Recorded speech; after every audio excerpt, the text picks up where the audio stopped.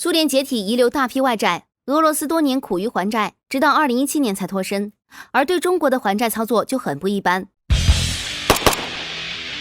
20世纪60年代，美苏争霸致使苏联国力空耗，民用工业产能严重不足。进入70年代后，国际原油价格大跌，出口原油再难为生。为了缓解国内供需压力，苏联开始向巴黎为首的西方国家大量举债进口粮食。80、90年代，中苏关系刚刚缓和之时，中国也向苏联提供了少量现金、大量日用品等资源，折合瑞士法郎共计4.097亿。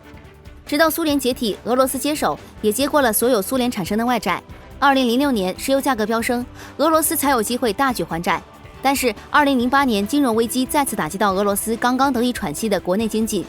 为结清对中债务，中俄通过招标协议完成了20架卡32直升机的交易。或说，俄罗斯直接给了20架卡32直升机更为合适。在1974年出厂的卡27之后，1993年出厂的卡37之前，卡莫夫设计局难得研发了一批卡27的多用途型变体，用以补贴民生、救助国情。卡27的变体用途很广，有用于出口的卡28、突击运输版卡29、预警机卡31以及民用版本卡32，另两种为中型旋翼机卡34、卡35。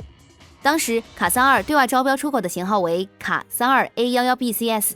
根据卡直升机网站介绍，卡32A11BC 是卡32的变体中公认的领导者，主要执行特殊搜救、协助高层建筑工程、运输货物、人员疏散等后勤特种任务。仅配套可用的消防设备就多达40余种，被专家称为世界上最佳消防直升机之一。高精度悬停、灵活的机动性和高达5吨的外部有效荷载，对于建筑工程有极大帮助，并且承袭了并改进了海军卡 PS 的海洋适应性，即使是高湍流、大风的气候条件下，仍能进行紧急搜救，还能配备监视系统、追踪功能以及扬声器，以支援警署工作。基于当时国内各领域事业发展的需要，我国投标了这款卡32AL-BCS 直升机，共计20架。俄罗斯或许是看到中国债权国的身份，于是非常爽快地将标的送给了中国。两国之间后苏联时期的债务也于2015年9月全部结清，历时20余年。